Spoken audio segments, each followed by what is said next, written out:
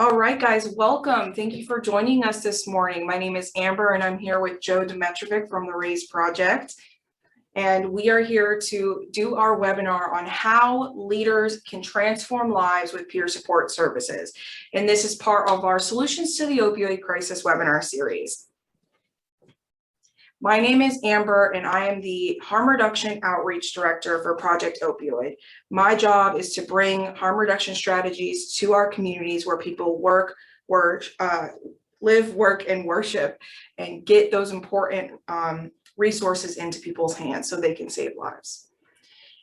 Let me start by telling you a little bit about Project Opioid, and thank you, Joe, for standing here with me while I go on my spiel for a moment. Project Opioid is a coalition of community, business, faith, and philanthropic leaders working alongside our healthcare and recovery community organizations to bring sustainable and effective change on the opioid crisis. We empower our communities to use their time, talent, and treasure to really make lasting change and hopefully save some lives and end the overdose crisis we're facing. We started humble beginnings here in Central Florida, where we're shooting this webinar today, but we're actually grateful to say over the course of the last year, we've expanded into regions across Florida, including Jacksonville, Miami, Fort Lauderdale, West Palm Beach, and Tampa Bay. So I encourage you as a community leader to seek out your regional Project Opioid and get involved. And along through this process, we have connected with some amazing organizations. And that is what brought us Joe with his organization, the RAISE Project. My clicker. So COVID-19 had a real dramatic impact on the overdose crisis. In many communities around Florida, we've seen as much as a 40% increase in overdose deaths. And those deaths are being caused by fentanyl in droves. And so it is time to stand up and attack this issue, because not only are we back to square one, but we have the work that has been put in the years prior to COVID has almost been undone in a sense, because fentanyl changed the rules. So as part of this webinar series, I have to take a moment and thank our partners that made this whole thing possible.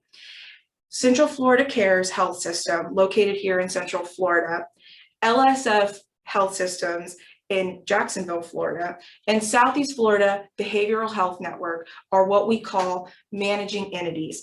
They provide services to our community on mental health, substance abuse, and a large variety of additional resources to those who need it most, and work again alongside organizations like Joe's. I would also like to thank the RAISE Project for letting us borrow Joe for the day to talk to you about what we're going to talk about today. So before I get started, as I end my tirade, I would like to remind everyone that this is just one of a 9-part webinar series, and we have 2 amazing additional webinars coming up next week. So please take a moment to visit our website, projectopioid.org, and register to attend our future webinars. So without further ado, I'd like to introduce Joe Dimitrovic, the outreach specialist for the RAISE Project, and an individual who's dedicated his life to helping others in recovery. Joe, thank you for joining us today, and we're excited to hear more about peer support services. Thank you, Amber, and thank you, Project Opioid, for having us, and the managing entities. Without them, we are A bunch of cows without someone to hurt us. We need right? their support. So, yes, exactly. It's wonderful to acknowledge that. Sorry. So I am Joe Dimitrovic. I work for the RAISE Project. I do community outreach and resource development. And the RAISE Project is an acronym for Recovery, Advocacy, Service, and Empowerment. And we are a recovery community organization, peer-led, peer-driven. That means everybody that works for our program or organization is in recovery from substance use disorder or mental health, or an ally, family member, etc. So as we move forward, I'd like to also state that I am a person in long-term recovery.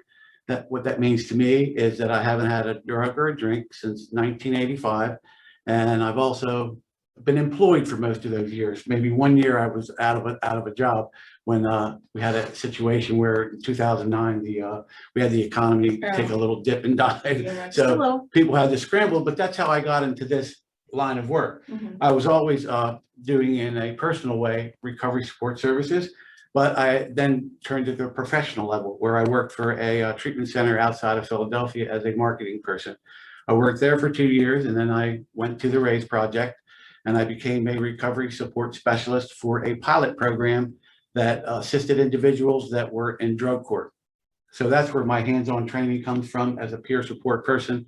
And then as we can move forward with the slide. Yeah. So what defines a peer?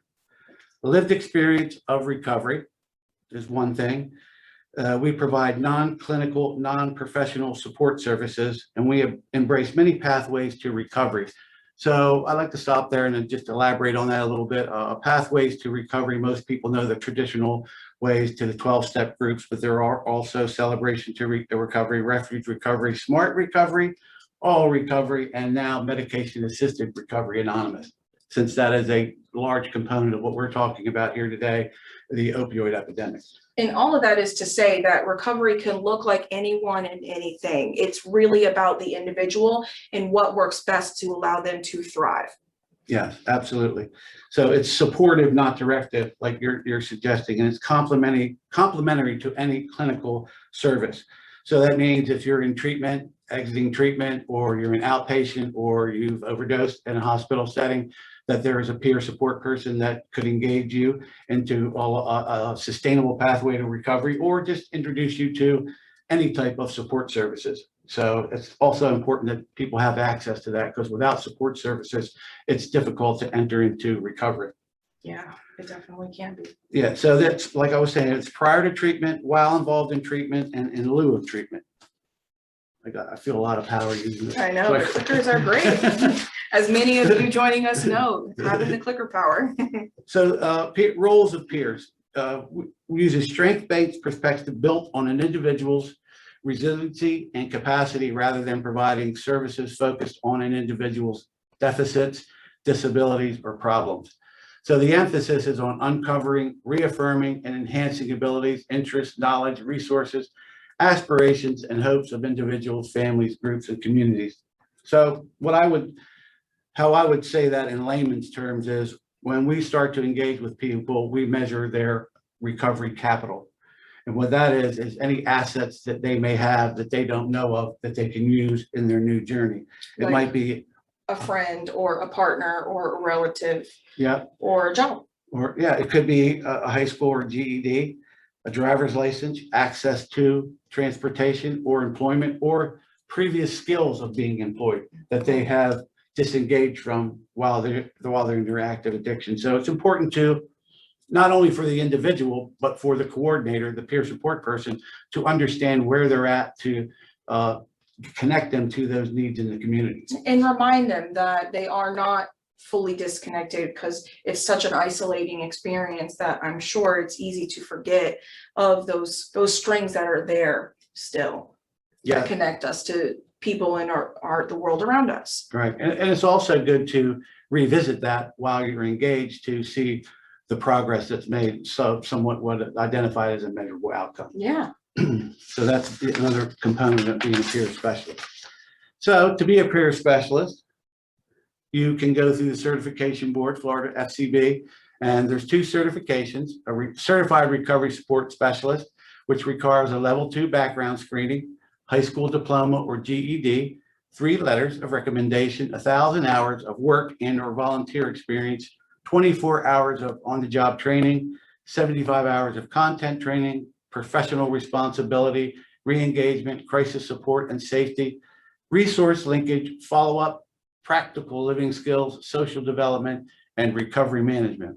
That's a lot to be said right there. Yeah, but it's really like foundational life skills, and then appropriate training to educate them officially on how to interact with these individuals in a therapeutic manner. Correct? Correct. And it sounds, again, like a lot, and it could be a huge undertaking for individuals, but I want to urge everyone, if they're interested more in peer recovery, to reach out to your local managing entity, like our partners, who all have someone in their facilities that offers these trainings and helps engage people to get certified. That's correct. And also it's a way for the peer person to share their lived experience, how to overcome those barriers and obstacles. That's where the true engagement of the peer support actually makes that connection, and where you develop a level of trust with the other person that I'm you, you're me, we can do this together. It's not a clinical setting, so it's more of a relaxed atmosphere. And people, if they choose their pathway and the direction they want to go, they're more liable to buy into that. And then that's where we will support them in that sustainable effort. I see. So peer environment. So, and real quick, sorry to interject, but a Sure. question here just popped up. So you said there's two different things that you can do. The education is very similar as far as the certifications go, but there's a distinctive difference between a recovery support specialist and a peer recovery support specialist. Could you elaborate on that? Yes, the peer recovery support specialist is a 40-hour training. It is primarily introduced to mental health recovery, and the recovery support services training is for substance use disorder.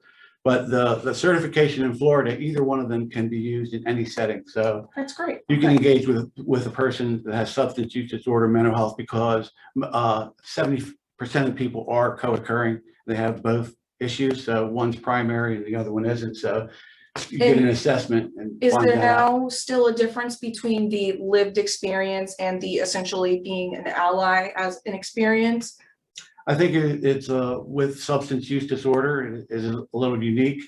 However, it's not uncommon to experience both situations. So the training is very critical, because that's what makes us professionals, and we get that credentialed. And then also, just as important as having the certification is to have that organization be able to supervise you and give you support along the way. That's why a recovery community organization is more friendly sometimes than if you're in a treatment setting or an emergency department working with healthcare professionals or clinical people. We just have a little better niche with that. Yeah, of course. So, and for those of us that are on this webinar today that don't know what a recovery community organization is, could you give us a quick explanation? So a recovery community organization is made up of peers, people in recovery. So it's peer-led, peer-driven. And what is critical is it's based on the community.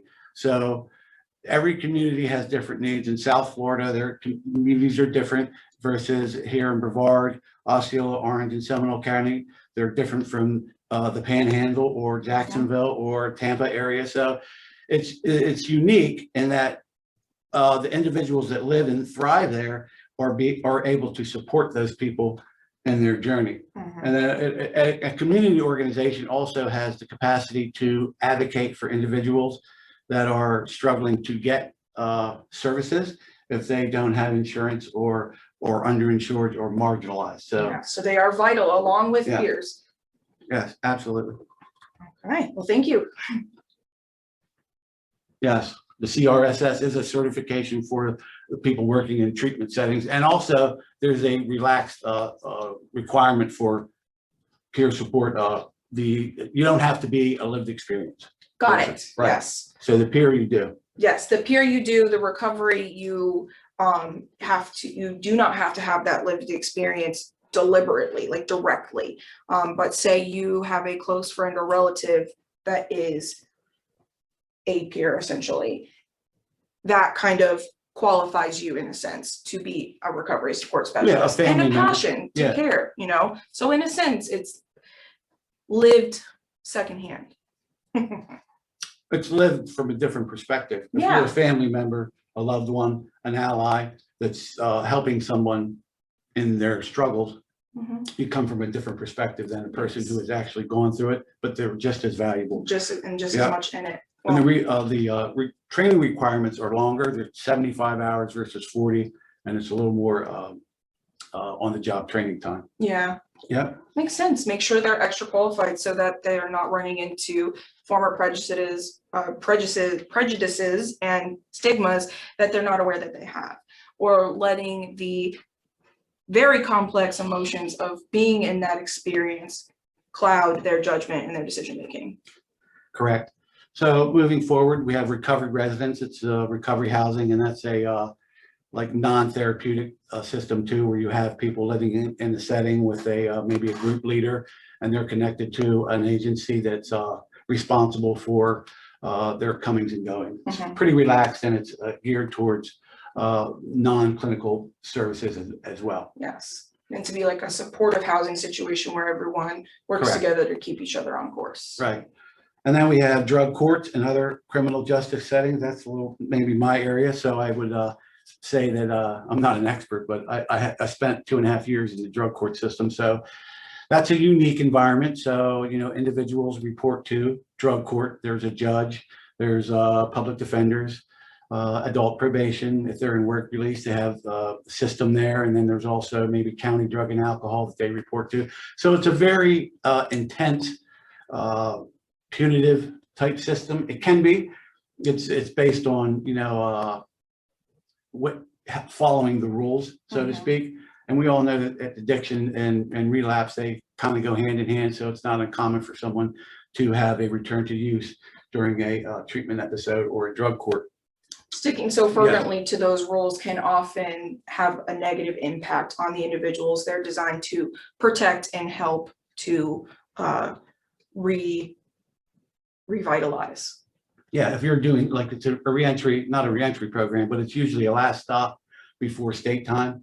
You know, so the individual is granted into drug court, signs a contract, and then That's their following last how well they chance follow the before guidelines, they could complete in usually 18 to 24 months and then re-enter into society. It is a great access point, and the formula, the process is you know, it's always good to follow the rules, but it's a lot of times we need to advocate for our people that are working and maybe missed a urine drug screening and are sanctioned back to jail. They lose their job, and that's kind of counterproductive. So it's a very challenging situation, but it was that was in 2015, and since then in the state I come from, we're in 9 counties, and we have probably 12 to 15 peers serving drug court and court related programs. So it's a vital role for peers to be able to engage with people during that time.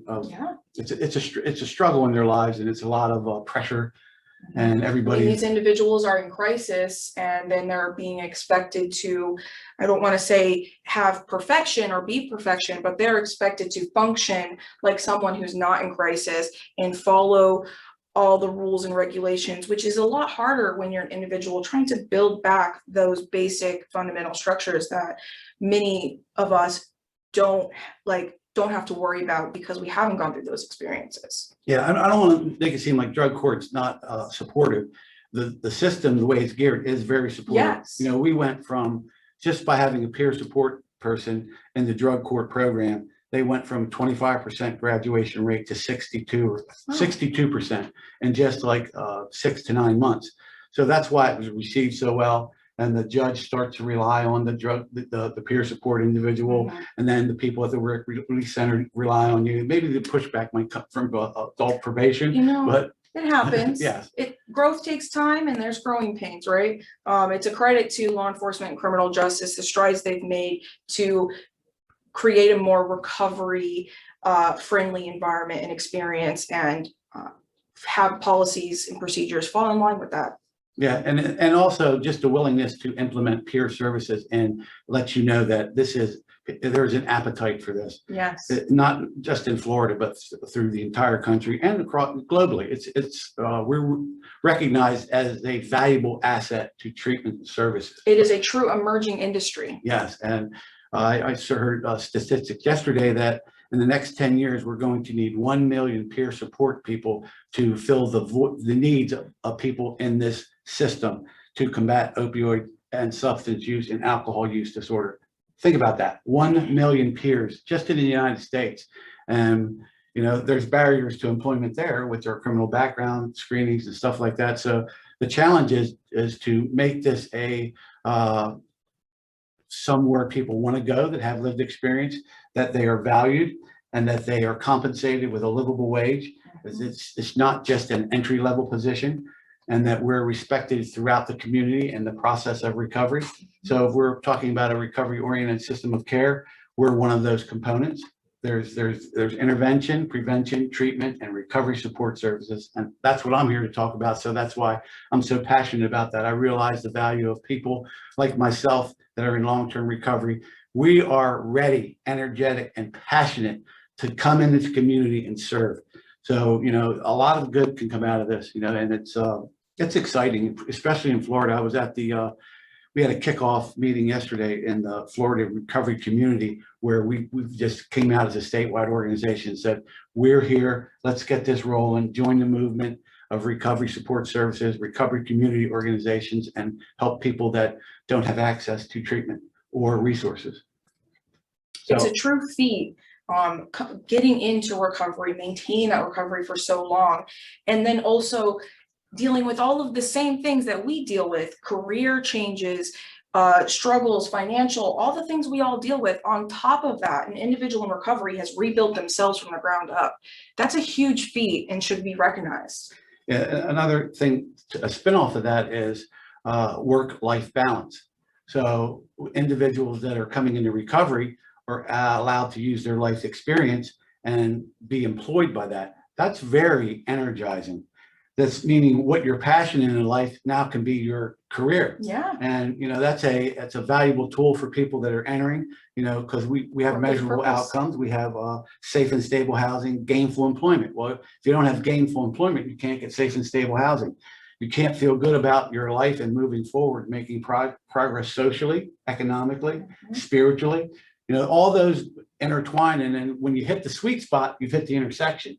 When you combine all those together, and then you're well on your way. Yes. You are a re-energized, just revitalized person that is an asset to the community, a valuable resource, a person that has a lot of energy and effort to put into and things. Understands the hard work that it took to get back to that, and that kind of acknowledgement makes a lot of difference in how you participate in society. Yeah, and also how you perceive yourself, your self-esteem, self-actualization. They're all important components to a sustainable recovery. It's really cooperative care, both medical, clinically medical, and behavioral, cognitively behavioral. Yeah, the definition is, a self-directed life leading to health and well-being. So that's what we're looking for, and I haven't once mentioned abstinence. Yeah. We're not talking about that. We're talking about health and well-being. We're talking about progress. We're talking about multiple pathways, meeting people where they're at while they're using, while they're contemplating, pre and post treatment. So this is a vital component to the recovery cycle and the recovery-oriented system of care that Florida's adapting. So we also are in hospital emergency departments. So that would look like someone could overdose and you would have a peer there, and we call it a warm handoff. So that's someone who was overdosed and survived it. And at that point, they're not happy because we knocked all the feel goods off their receptors, and we're trying to engage them in a form of treatment. And sometimes that could be challenging at best. So the importance is to say, maybe you have gone through that. Hey, I've had that happen to me. It's going to be okay. Just sit and listen to me for a while. And then a lot of bridge programs will give comfort meds so people aren't ready to jump up out of the bed and go back because their brain's screaming for more. Yeah, you turn that off immediately. It's like instantaneous feeling all the things that have been muted. Yeah, it's precipitated withdrawal. So you're putting them in a precarious position, although you saved their life. It's all these scenarios are unique to other diseases, where somebody who has diabetes or a heart condition, they're not stigmatized like that or judged on a moral level. Why are you doing this? And if we start to understand how the brain works, the mechanisms in the brain, the biological factors, addiction is a disease. Yes. And there's addiction and dependency. There's physical and mental dependency. Correct. So that individuals that's in that hospital setting, it's very important to try at least engage them in maybe medication assisted treatment, or if they're willing to go to treatment, but the barrier there could be no insurance or a bed. That's usually the case. So that's where it's vital to have medication assisted treatment, especially if somebody is using opioids, fentanyl, or methamphetamines laced with fentanyl. So Yes. all that stuff is very dangerous. Which we, just to plug one of our other webinars, we discuss medicated assisted treatment and how it is medication combined with cognitive behavioral therapy and how it is crucial to recovery and to healing people when it comes to opioid dependency. We already had that webinar this week, so go ahead and check that out. And Dr. Wall, great advocate for the opioid crisis, came on and spoke to us about that. Thank you for bringing that up. No problem. I mean, it's vital to the community. And in 2007, we launched our medication assisted treatment program in another state. And it was, we had a struggle at first because we thought people should be on it for a certain amount of time and that they should transition, not realizing they were not ready. And it's self-directed care. So we've reevaluated from that point. We have a very successful medication assisted treatment program in Osceola, Orange, Brevard, and Seminole County. And thanks to Central Florida Cares Health System for their support with that. They are very supportive there. Yeah, and what Joe is saying in this front is that the notion that anyone can go through a treatment in 30 days, 60 days, 90 days, and come out the other end in recovery is not the solution. It doesn't work. It's really individualized cooperative care. And it takes, what's the actual science? It takes a year For the brain. To recover from Correct. dependency, correct? Yes. There is definitely needed to be elaborated on that. That is a scientific thing that I have not fully acknowledged, but it takes a minimum of a year to untrain your brain in just about anything. And so that's important to note that it can't be, there's no quick fix. It takes time, and it's obviously long-term time. Yes, that's the value of Suboxone. Yes. That has the antagonist and the blocker. So your brain can heal while you're doing that. It's unlike methadone, where that's a full antagonist. So yes, so methadone is a full-on opioid, can still get you high, and it still has those dangers of overdose. Whereas Suboxone, like you just said, has naloxone in it, or Narcan, for those of you who know what I do, and that blocks the opioids so that you can't feel them, while also maintaining the satiation, right? Those cravings. correct. Yep. So very good. So another place could be child welfare agencies, homeless shelters, behavioral health agencies, and primary care settings. I think they're pretty self-explanatory. That's, you know, we're in a lot of places, and that's why you see the increase. The projection is, I'm going to say this again because it blows my mind. I heard it yesterday, 1 million peer support recovery specialists. That's outstanding to be able to even calculate that and then bring it out nationally and say, you know, here's where we're going. Yeah. We are a major labor force. Yeah, that's 9 million, or excuse me, that's 1 million jobs. Correct. And it's not only that, once somebody's trained and they're a peer recovery support specialist, they're working in a recovery community organization, they're around a culture that supports them in every step of their development. Through that process, and I've seen this happen many times, leaders are born.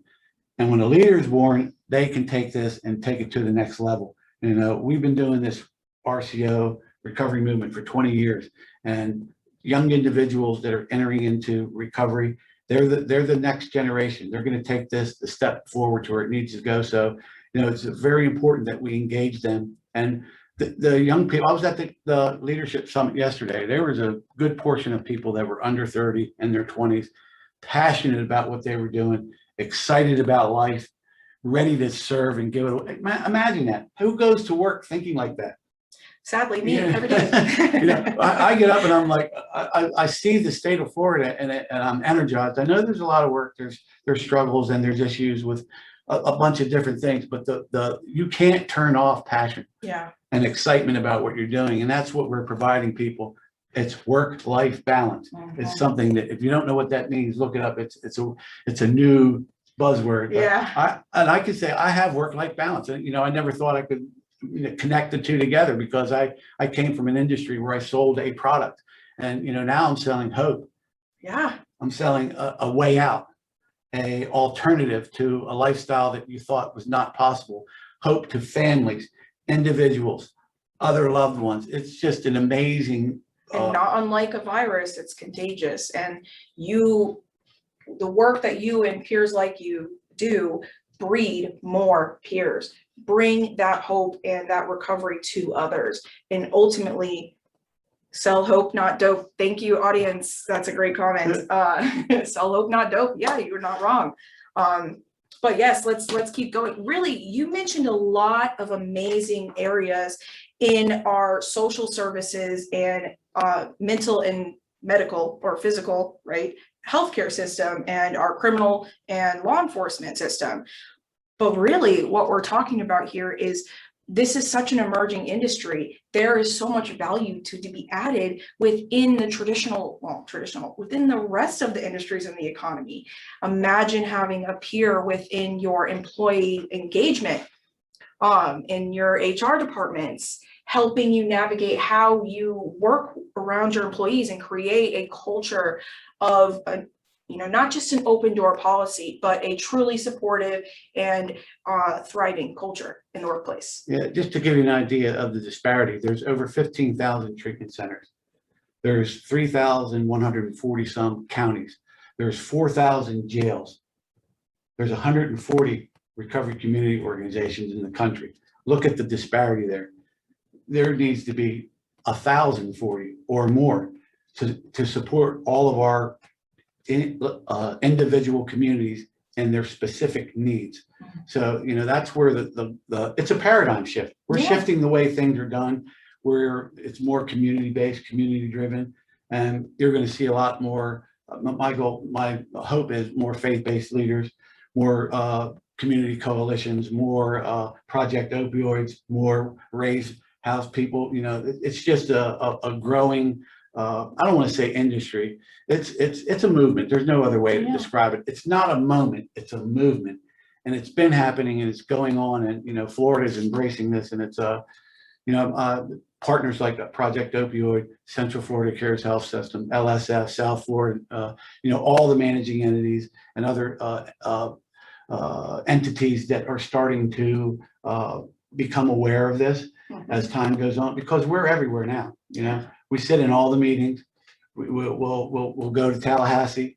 We want to change legislation. We're looking for recovery-friendly legislators. Yes. We want to embrace everybody. We know they're out there. They might just need a little bit of a bump, a push to say, oh, we have a large contingent here. Yeah. These constituents want our help, and it's their job to help us. That's our tax dollars, by the way. It's our not tax their dollars, money. they work for us. Yes. I think I broke the clicker. Oh, no, I'm good. Sorry about that. So, yeah. That's I'm a newbie. So research and effectiveness. So there's SAMHSA and BRSS, tax and infographics. So there's 2 rigorous systematic reviews examined the body of research between 95 and 14. Both concluded a positive impact, suggesting that people receiving support may experience improved relationships with treatment, increased retention into treatment, satisfaction of treatment, improved access to social supports. I'm going to stop there because recovery is all about social supports, social engagement. We can't do it alone. We sometimes don't know how to ask for help, maybe need that hand put out to us, and then it becomes friendly. Yes. So social support is extremely critical in somebody's long-term sustainable care. You mentioned earlier about 90 days you're out of treatment, or an outpatient episode or something of that nature. That's acute care. We're talking about a chronic illness, brain disease, that we need a menu of choices over our lifetime. So we could need to go back to treatment. We could need treatment on trauma. We could need advice on economics, or how to manage our money, or all these things that we need help with have to be available and accessible to us. So it's a social impact. And then once all those dots are connected, they have a saying, you'll be amazed before you're halfway through. And that's absolutely true, because we're relying on other people. And that's maybe not a concept is I can do this myself. Relying on each other. Correct. It's reinforcing that important need that I think this past year really showed us as a nation and as a world, that we really need to support one another, and the importance of community and what that really means. Yes, very good point, Amber. So decreased emergency service utilization, also reduce hospitalization rates, reduce substance use and relapse rates, decrease criminal justice involvement, and greater housing stability. You know, housing is a very large issue, because individuals that are unemployed are entering into recovery, especially, you know, with something that is a barrier, and sometimes it's too expensive, or it's just not possible for somebody to start out on their journey and have the resources, both financially, emotionally, physically, to access into that care. So it's important that we provide that support to them, whether it's housing vouchers or advocating. Yeah, advocating for, you know, how about give us 2 weeks, we start working and we start paying off. A lot of recovery houses do that stuff. So it's And before you move forward, you said a lot of reduced, decreased, right? I want to talk to the numbers peoples out there. We had Dr. Carbiner on to one of our webinars last night, and she pointed out that substance abuse disorder, SUD, or addiction as we often refer to it, costs our communities in our nation roughly $7 billion in increased costs across the board. That could be often that is put on us as taxpayers. And so imagine how, if we focus on healing and recovery, how that could come back to us. If we just look at the numbers, it would reduce the cost burden on the community. yeah, most individuals do not wake up and say, I'm going to be, you know, addicted to chemicals. It's something that may happen through an injury, a traffic accident where you need medications for pain. And then, as we all know, the opioid epidemic was perpetuated by the pill Oxycontin. And, you know, it's just an unfortunate situation, but, you know, we can't change that. Yeah. What we can change is what we do and how we do it and how we engage with people with empathy and you know, passion about how we go about what we do. People feel that no matter what where you're at in life, that's always a soothing thing. Hope, Yes. faith, charity, you know, the best of these, it's the best we have, and it doesn't cost anything. So if you're engaged with somebody, you don't need have a lot of money, or just give somebody a you know, congratulate them or compliment them, or just say, you know, I know you're struggling. How can I help you? You know, where you're at. What do you want us to do? How can we help? Where can we take you somewhere? Do you need food? You know, people are struggling, you know, especially through the pandemic. Homelessness is on the rise. Overdoses are on the rise. It's just and we have not seen the full impact yet, because it hasn't ended yet. And we don't, people that are normally seeking services are not there. The jails are closed, so the reentry programs are not available like they were. So there's a lot of gaps in the system right now. And as we come back into regular way of life, or a standard we're used to, I'm afraid that volume is going to really overload us. And that's why I think that it's imperative about peers and get them engaged, get them trained and into the workforce as soon as possible. And it's to that point, again, through 2020 and the COVID pandemic, we saw a 40% increase in the state of Florida from January to December of 2020 versus the year prior. And the year prior had even started seeing an increase in overdose deaths, but it wasn't as dramatic. This has put us back to 3-4 years ago numbers. So all the work that we've been doing has been great work. I want to really, you know, congratulate our nation for shifting that mindset and really joining that movement, but it's piled on now. And with the emergence of fentanyl in such a massive way, we're not just talking about heroin users. We're not just talking about individuals getting addicted to opioids because of a medical injury. We're talking about people who are maybe casual or social substance users of any other kind of substance, getting their drugs, and those drugs are getting laced with fentanyl. The rules are changed. People don't know necessarily what they're putting into their bodies anymore.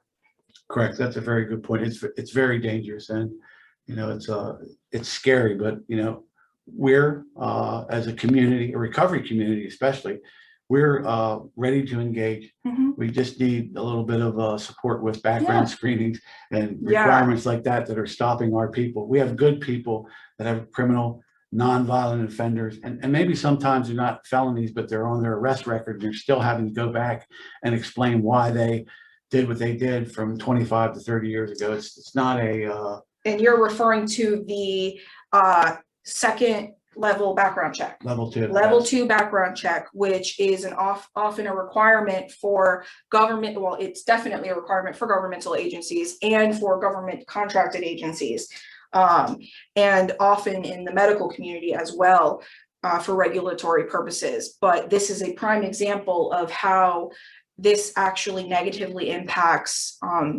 people at the end of the day, because it prevents people who have done the work to build themselves back up from using their life in a purposeful way, which is really a double-edged sword, because that kind of forced the creation of these recovery communities in a sense. But now it's time to take all of that momentum and push for that change that we all need. And as a millennial, cancel culture, right? We all know how great it feels to really cancel someone who's done wrong. But when you cancel somebody, you don't give them the opportunity to show the growth that they've made or make those changes. Mistakes are what give us the chance to grow. And if we cancel these individuals, which is effectively what we've been doing institutionally, really, we don't give them the opportunity to be a part of society in a way that they really want to be and deserve to be, just like the rest of us. Yeah, very good point. I think maybe it does need to be monitored. Yeah. And everybody realizes that. It's maybe the amount of time that somebody can go back, and then you should have a say in the exemption process to maybe go through a review board and say, this is what I've done with my life. And, I think that it's, I at least should have the opportunity to present my case. Yes. And we're working with the DCF and the FCB. They realize that they're not our opponents. We just got to figure out how to join together, and use all our resources to make this work, because it's an epidemic. It's not fun and games. So magic clicker. Yeah, I have magic fingers.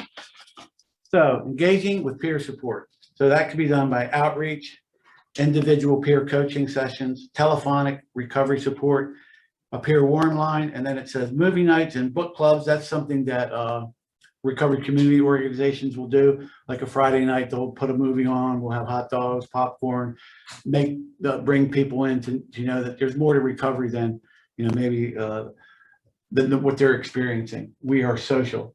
We are not a glum lot. We live fruitful, wonderful lives, and it's a disservice to say, that this is a boring, sober path. It's not. It's not. No. It's very dynamic, just like the rest of us.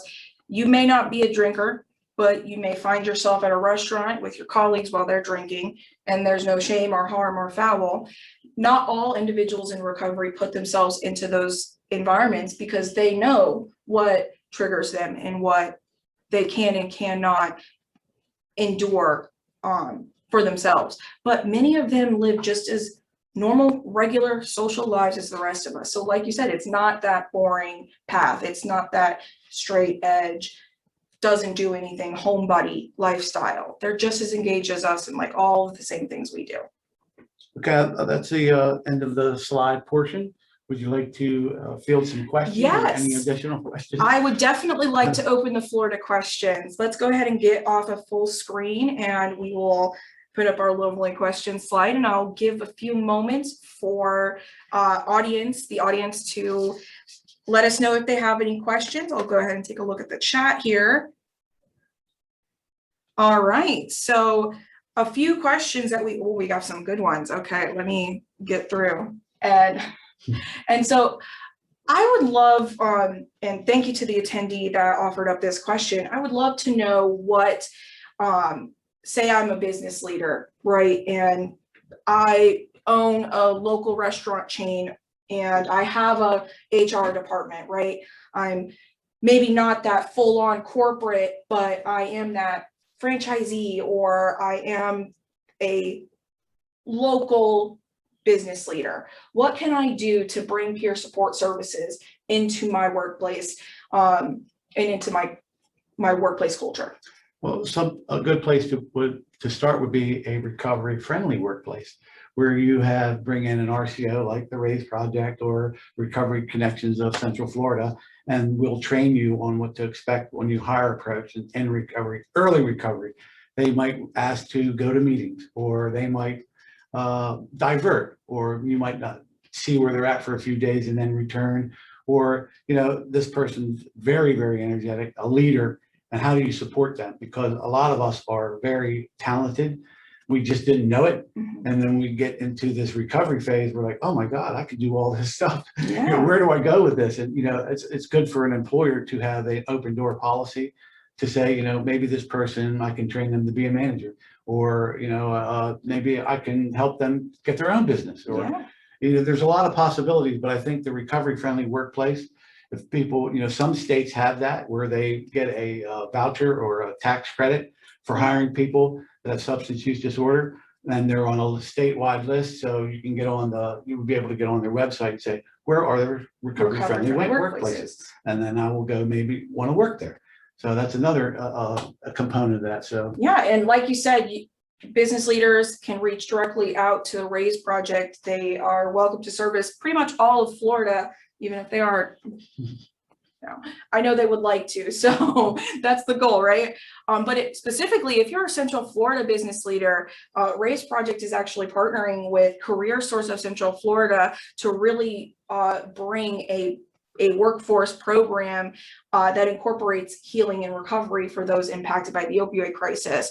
And so that's a great place that you can start to reach out. Their program is called Forte, and they'll be able to, alongside and through the assistance that the RAISE Project can provide with education and training, bring that education to you as a leader or to your employees, to help kind of start bridging those gaps and making those shifts. Correct. And I'm glad you mentioned that, because I forgot about it. The governor had received funding to create the workforce development, and they partnered with, he turned it over to the Department of Economic Opportunity, who is partnering with Project Opioid and Career Source. So we're all partners in this. It's important to mention that. Collaboration. We're collaborating. Our services are free. We receive funding, and then we engage with Career Source and Project Opioid. The next thing you know, another organization will want to come in and join, and then another, and then maybe a faith-based community or county commissioner might be watching us and say, how can I get involved? How can we utilize our tax dollars to help this? It builds our community from the ground up. All politics are local. Everything starts right here, right now in our Orlando area. We have control over how we take this and how we develop it. Really? So the steps, and so the steps are education. Learn and understand what it means to be in recovery, right? Or to be a recovery-friendly organization, like you've explained to us. And then just do it, like Shiloh Buff told us one time, right? Just start to hire these individuals. They are here to work, and they are willing and ready to begin thriving. Correct. Do you get posed with any questions, or let's rephrase. What type of obstacles as a peer do you face? Well, most commonly is your background. And then secondly, to be a certified peer specialist, a requirement from the SCB is to have 2 years of recovery. So there's a long gap there from the time you might get out of treatment until you could engage with getting a peer support job. So, it's important to, at that point, reach out to local agencies like Career Source that might be able to place you in a profession that's suited to what your skills are or lack thereof. They will help you. Any Career Source, you will get a career navigator, and they will help you based on sort of like assessing your recovery capital. It's your employment capital. So now we're looking at what you've done in the past, how much, maybe how little you have, where you need to build up your strengths, maybe education's the tool, maybe a trade, or whatever that may be, look like, whatever you want to do. that you can incorporate that into your work life. Mhm. And Career Source isn't just building this program for business leaders to take advantage of. They're also really owning the program internally as well. Little Birdie has informed me that they are even having their staff get certain trainings and education Yes, with your team, yeah, so that they are suited with the skills and the information to be able to help individuals. And who knows if they don't already have a few peers, just not certified, on their staff. correct. People in recovery, long-term recovery, could be working anywhere and not. You never know. We tend to be anonymous because maybe that's what we've been taught. But I think that's that day that ship has sailed. Without violating any traditions or something like that. You can certainly be an asset if you have that lived experience. Without breaking your anonymity, so to speak. A person in long-term recovery, that could mean anything. You don't know if I'm an ally, a friend, a family member, what that means to me. It could be process addictions. It's a wide range, a wide scope. And I think since we are educating ourselves how broad we can take this, how we can embrace the community, it's limitless. Everyone struggles with something. Yeah, so or know somebody, or we're all affected by this, and I think that it's just the timing is right. This is a moment in time. I think that as a country, it's very important to, let's drop the barriers, man. Let's help one another. Yeah. We don't need to argue over who does what, how it is. What's your view? People that need help need help. They don't care about any of that. Yeah. They just want to feel safe. Can I trust you? That costs nothing. And that's where this starts. Our community started like that, grassroots, ground up. And now we're at a place where, we can pump our muscles a little bit because we've earned You proved yourselves. We've earned our spot in the community. And it's time to enlarge our voice, increase our capacity, because it's like any other business. We need to grow, adapt, and change. And I think we're prepared to do that as we move forward. Speaking of growth, we've recently learned that prior to COVID-19, I want to say in 2018, there was 3 or 4 recovery organizations in the state of Florida. Not by any means anywhere near enough.